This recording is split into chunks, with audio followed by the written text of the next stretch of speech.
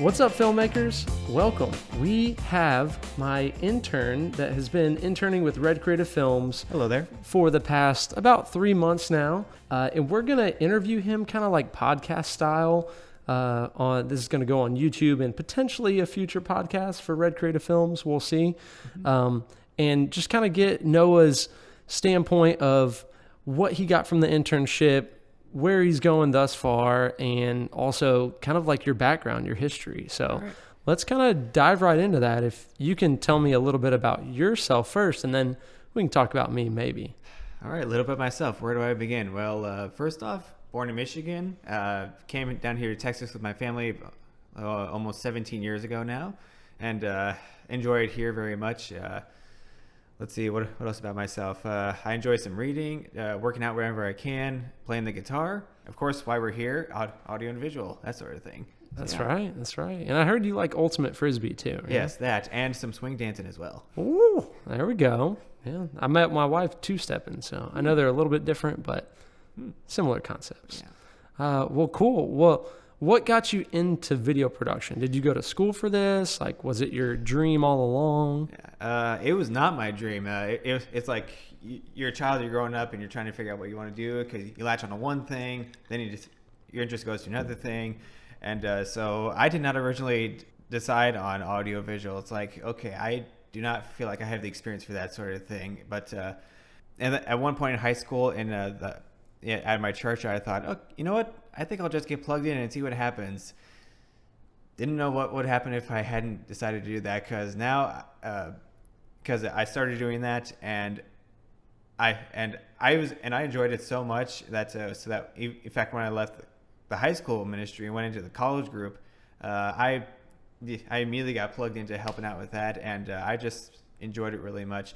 But even at the time, I still wasn't sure what I was going to do for a career. And then me and my parents, we discovered this degree that I had was at Tarrant County College for what the official title is radio, television, and film. It's pretty much just audiovisual production. And so went through that and went through that education, graduated with that, and that's how I got into it. So yeah. Nice. To make a long story short. Yeah, it's like you didn't realize all along. It's not like you had this dream from like when you were a 7-year-old that, hey, I want to go into video production. Mm-hmm. Well, awesome. Do you want to kind of hit me back with a question now? Tell us a bit about yourself. So a little bit about myself is I didn't always have a passion for filmmaking, much like yourself. Growing up, like, the most I would film is like my golf swing, because I was trying to like get better at golf. And so I'd film that with like my mom's old camcorder. And I would always like make little videos here and there, but was never like a super big passion. Like, oh, like how do I edit this? And how do I create short films? Like I was never that type. And then I got my degree from college, Texas State University, in health and fitness management. And I went from that, I worked in the fitness industry for 5 years after I graduated college. So you didn't go for... I didn't go for film. The AV? No, wow. I didn't go for any of that. But throughout that process, my role was GM of one of the clubs, and then that grew into regional manager. And part of my goal as a gym manager was to actually market the club and create videos, or... That wasn't per se the goal. The goal was to get more memberships at the gym, right? And the best way I thought to do that was we got to be putting out videos. So I was like, you know what? I'm going to start a fitness YouTube channel. I'm going to start learning how to like film myself. I bought like a Canon T5i, I believe it was. I'm guessing that's a pretty cheap one. Yeah, I mean, it's fairly cheap, but it was a great starter camera. And then for some reason, I wanted to get the Canon 70D or 60D. It was like one of those because I found Casey Neistat on YouTube, and I was like, oh, that's what he shoots on. If he can shoot on that and he's like making all these awesome videos, I can do that. So ended up selling the T5i, getting the 70D, and kind of going from there. But throughout that process of learning how to create videos for the club to sell memberships, I realized, whoa, this is actually really fun. And I've always been creative, so that was just another way that I could get my creativity out and let it just thrive, I guess. Yeah, it sounds like you told us about how you actually got to wanting to make videos. How did Red Creative Films get started? Oh, well, it went through about like 3 or 4 name changes. I can tell you that. What were the other names? Well, so my LLC is technically Branded Video Production LLC. And that got really confusing because when I'm talking to people, this is when I first started the LLC, right? When I decided that, hey, my side hustle, aside from the gyms, is going to be creating videos, small business marketing videos. And so that was what I thought my target market was. Like, all right, make these marketing videos for these little mom and pop shops, right? And as I'm like developing that name, I'm like, well, they have a brand, right? So then I came up with Branded Video Production, and you check the website and all that, make sure the LLC is not taken, make sure the website's not taken. And I'm like, wow, this is perfect. Branded Video Production. Like, that sounds cool. So I created like this little film reel that was also like a brand, like a horseshoe brand. So that was like the initial logo. And throughout the process of like me telling that name to people couldn't remember it. They're like, I'd be like, yeah, Branded Video Production. They're like, oh, are you Brandon? I'm like, no, Branded. So it's like, it's one of those name gaps. Yeah, it's confusing. And my second name wasn't that much better. It was Creative Films without the I. So you take the I out of creative. And the pitch and the idea behind that was, well, I can't be creative without you, like without my clients. But that's confusing as well, because Justin at Creative Films without the I, you're like telling people that. They always forget that there's not an I in creative. And so I was like, man, I did maybe 6 months of that name, and I'm like, I can't keep doing this name. And then the company started growing still, like even though the name was weird, it kept growing, kept getting more clients. And then we ended up, I wanted to invest and get a red. And I was like, throughout that process, I wanted to change the name again and get something that would stick, that would be just simple, easy to remember. But I like the Creative Films. And then I was like, well, I'm a redhead, right? And then I had invested in the company to get a red epic dragon at that point. And I was like, you know what? Red Creative Films. Like, let me look that up, see if it's taken. The website wasn't taken, so redcreativefilms.com wasn't taken. The LLC wasn't taken for that specific. There is like a Red Productions in like Fort Worth, but this is Red Creative Films. But I never, from a business strategy standpoint, I didn't change my LLC. I kept the Branded Video Production LLC because I don't really have to tell people that name per se. What I did is I filed a DBA, which is doing business as Red Creative Films. Okay. And that's like a $20 or $30 fee. You send it into the state. You're saying, hey, this LLC is doing business as Red Creative Films.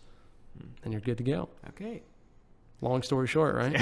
Yeah, I know. Is it 15 minutes? Yeah, so you're doing all these various videos like for like weddings. You're doing a lot of commercial videos. You're even doing videos for real estate. I mean, like that sounds very unique. What made you go into that area rather than just making movies or films like other movie directors do?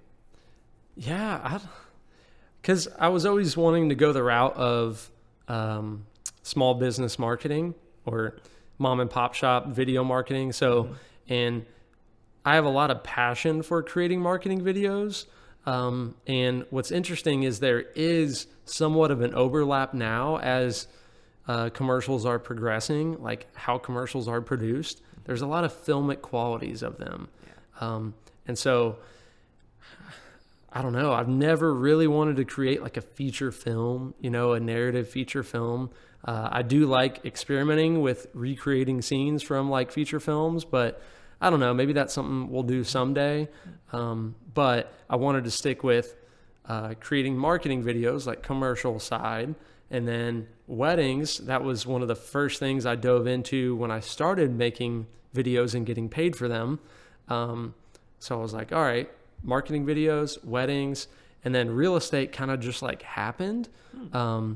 It was, I knew a few people, got in with a few realtors, and all of a sudden that area of the business started taking off. So those are kind of our three main niches that I could see eventually growing into their own kind of business in themselves. Like, you don't really hear about, like, usually there's a video production company that just does real estate, or there's a production company that just does wedding. When I feel like I don't want to try to sound conceited, but I feel like we can do all three really well. So why limit ourselves and just do commercial or just do wedding, you know? So I feel like we can add value. There's some crossover that our commercial work can also help our wedding work. And then the wedding work can also help our real estate work. So it's kind of a fun, and it keeps it spontaneous. I don't think we're ever bored here at Red Creative Films, right? Yeah, from what I've seen, I don't think you are. No. Yeah, for those of you watching this or listening to this, you're probably wondering, hey, when are we going to get to the internship? Well, we're about to get to it right now. So it's right now. Yeah, Red Creative Films. So what made you want to bring interns along? What made me want to bring interns along? Because then we got to talk about you and your experience. Yeah. I started the internship program about a year ago, I would say, coming up on a year. Yeah. I was getting to the point where we were getting so much work that, like, I felt like, one, I could use the help. Two, that I knew enough that people would, like, want to learn from what we're doing here. Because I was a one-man crew for the longest time, with always aspirations of growing the company and making this something bigger than just myself. And as it started to grow, I was like, you know what? Let me just put out an ad on ZipRecruiter, or where I think I posted it a couple different places, and let me just see if somebody wants to apply for the internship. Well, I put in that on ZipRecruiter, and within 24 hours, I had like 24 applications, and it was like, holy cow, I have a lot of people to go through and a lot of resumes to look at, and so I narrowed it down, called, about 8 people or so, and then narrowed it down from there. And there was just an overwhelming response that I was like, oh, I guess there's need for like good video production internships. And I found that it's been a rewarding process to go through, because not only is it helping somebody, but it helps me learn. The best way to learn is to teach. So as I'm teaching other people how to do kind of what I do, or at least our process here, it's helping me grow in our process and learn more about why we do the things that we do. And so it's kind of a cool concept. I've enjoyed it. All right. Now the question is, have you enjoyed it? What has been your experience during the last 3 months? Yeah. Well, when I first hit the one-click apply on ZipRecruiter, I had no idea where it was going to lead. It's like, okay, this might lead to nothing. I don't know what to expect. And then had the in-person interview with you and Chandler, and that was pretty exciting. Hey, actually getting able to have an in-person interview, because I had been applying for jobs, and of course the pandemic hit, and it's like, okay, come on, there's got to be someone who wants to hire. And so then I saw this internship, and I thought, you know what, I'll build up my experience some more. So I wanted to so I hit the apply. First day I got here, it's like, okay, we're gonna start showing you the ropes as we actually do the work. So yeah, and as you actually get involved as well. So it was a bit overwhelming at first, I'll give you that, because it's like, okay, I am not used to this environment of, it's like, because hey, when you hear production companies, you actually expect them in like an office or rented headquarters. You've got it in your own house. Yeah, that's true. Yeah, that's a couple different rooms. Yeah. We're taking over the whole house, basically. But yeah, and I think one of the things that I picked up is that you don't need to be in a professional environment. You don't need professional equipment. You can just do it in your own home. You don't need like an actual studio with padded walls. You just set the mic in front of you like we're doing right now, and just record some VO for a commercial, or like for another project you're doing and so forth. In fact, yeah, and you've built up your equipment over time, haven't you? That's a good question, because I did not always film with Red Komodo, C70, all the like top of the line cameras that we have right now. Like you heard earlier, I started on the Canon T5i. Yeah. I actually, after maybe a year and a half of that, I switched over to Sony, and I got the Sony A6300, which was like a small little camera. And that's actually what I started like the company with, was a Sony A6300. And I used that and I used that. And then when I finally built up enough cash, then I got the Sony A7 III. And then it's all about like investing back in the company to make it better, but not just aimlessly spending your money, because putting your money into gear, that is an asset. So like that asset is meant to like make you money. And so that was a learning curve and a learning process for me and my wife, because I had just got married in 2017, which is about when I started the company. Maybe like a half year before that is when it started to get serious. And yeah, like it's all about just rolling it back in. And the good part is whenever you buy camera equipment, you have that and you can always sell that camera equipment. There's always somebody looking for that used camera equipment, and you can sell it for, if you take good care of your equipment, you can sell it for semi close to what you got it for, right? So you're not like losing you're not losing thousands of dollars on equipment. It's an asset. And so I would sell the A7 III at one point, and then I switched over to Canon. I got the Canon 1DX Mark II, and then the Canon R, the mirrorless camera, and then eventually sold those and got the Red Epic Dragon used on mpb.com. And then, yeah, I mean, the rest is history. So it's all about getting gear when you're at a point that you can afford to reinvest and get better gear. And then all of a sudden you're buying $6,000 cameras. It's like nuts. Oh, yeah, I know what you mean. I mean, like the only equipment I've really got right now is like a lavalier mic, and then like a GoPro, and then a Canon EOS M50. So hey, M50 is good. Yep. It's not always about the gear. It's about how you use and maximize the gear, right? So let's talk about this. What did you enjoy? Like, what project did you enjoy like working on the most, and what side of video production? Is it the pre-production, the production, post-production? Going into the internship, I would have at first said the post-production, because just like actually being able to edit it and put the story together that you got to film. But looking back on it now, I think over this course of internship, I would have to say I really enjoy the production part, like actually getting to use the camera to create the product. Because I was talking to someone about it, and they said they understood because they were an editor themselves, and they would get like this junk footage because like it's not that best. And you realize that if you want to get the best footage out of it for editing, you have to film yourself to make sure it actually works, and make sure to train those under you or who are working with you to make sure to get the best opportunities of the footage for that as well in the production. Pre-production, I'm not that creative, but I've learned how to actually force myself to actually think to come up with okay, how do I want this to play out? So, yeah, I mean, your edit is only going to be as good as the footage that you get for the edit, right? So editing can make a world of difference, but you have to have good footage to start with. Yeah. And the phrase you hear, we'll just fix that in post, it doesn't work. It doesn't always work. No. You can fix minor things in post, but yeah, good luck fixing like a completely out of focus shot. Like you can't do that. So that's cool. Throughout the 3-month internship, what do you think challenged you the most? What was the most challenging part about the internship?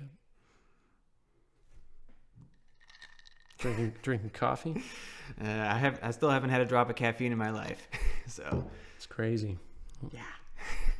Anyway, but yeah, most challenging part, I'd say actually having to work on a project myself. Like, for example, for the first project, there was me and another intern working with this, and you gave us an opportunity. Hey, this is a product. You come up with the video, but here are these guidelines you have to follow as well. That kind of threw me in. It's like, wait, so how am I actually going to play this out? So you gotta from everything, pre-production to production to post. Yeah, because you're the one trying to figure it all out. You don't have someone to come along and coach you through it. Yep. Yeah, because you did the Swiss Miss. Yeah. And then after that, what was the blue blockers? The blue blockers, yeah. Which, I mean, your Swiss Miss was already like pretty good. Yeah. But I felt like your blue blockers was like so much better than the Swiss Miss. So we could definitely see some improvements. I don't know what made it so better. It's like, wow. Yeah. I mean, it's learning the gear and learning lighting and color grading and how to actually put a project into rotation, right? Yeah. And I think what made the blue blockers commercial, now that you mentioned it, I think what made the blue blockers commercial so much better was that one, I already had an idea of, hey, I've already done this before. How can I make it better? Two, the Swiss Miss one, I was trying to figure out, okay, where am I going to put the lights for the commercial? Which in the blue blockers one, I didn't use any lights when you think about it. No. And that was another thing that challenged me. Is like, okay, try to make it look as natural as possible. Because if you have light coming in this way, but you've got a light shining on you this way, it's like that does not look good. So learning lighting, even just how to use natural lighting and maximize it. Like, I mean, because if all you have is a camera and you have lighting within a house, like, all right, make that work to your advantage, because not everybody has like expensive lights to light the scene and do all these crazy top down lights or kicker lights on the back of people. And and then I think one other thing that I had to figure out as well was how to properly set exposure on a camera, because it's like you've got your iris, you've got your shutter speed, you've got your ISO and that sort of thing, and so it's like, okay, they all do the same thing, they brighten and darken it. How does it actually make a difference? And that was also interesting to learn as well. We'll never touch the shutter. Tell you that. And then probably the final thing that I can think of is the editing platform, because I was trained and taught using the Adobe platform system and using Premiere, After Effects, Audition, that sort of thing. You use DaVinci Resolve, and that's like, okay, it's DaVinci Resolve. It's an editing platform. It should be similar, but you just got to figure out where all the tools are. Yep. So why do you use DaVinci over other editing systems? Well, I have a whole YouTube video on that about I believe it was 5 reasons I switched to DaVinci Resolve. Okay. So I'll link that up here in the description or click that card. But I don't know. It was kind of it happened on accident. Like, I wasn't like one day, all right, I'm going to switch to DaVinci, but it was actually through the process of learning. Like, I wanted to become better at color grading, and I knew that DaVinci Resolve was like a whole lot better platform to color grade, because all the big name colorists are using DaVinci for that. So I started learning it there, and then I was like, let me try to, instead of put this clip in or this project in Premiere, let me just try to edit it in DaVinci, because I think I went to the cut tab one time and I was like, wow, this is way confusing. But then I was like, let me go to the edit tab. And it's very similar layout. Like, you have your timeline, you drag and drop the footage, and so it's just really, like you said, about learning all the little shortcuts that you use in Premiere and applying that to DaVinci. Not to mention, I can just edit everything and then boom, go over to the color tab, do all the color grading for the video, and then export it. So it's great.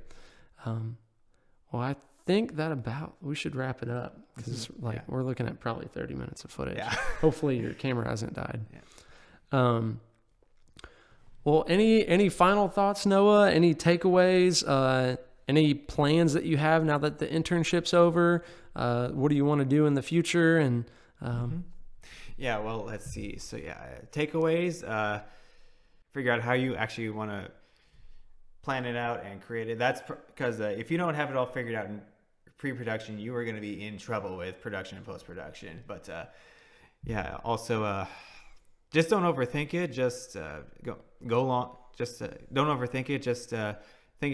Just get some pretty good equipment at a good price, and use that for now until you can actually build up your equipment after you save some money on the side for the future.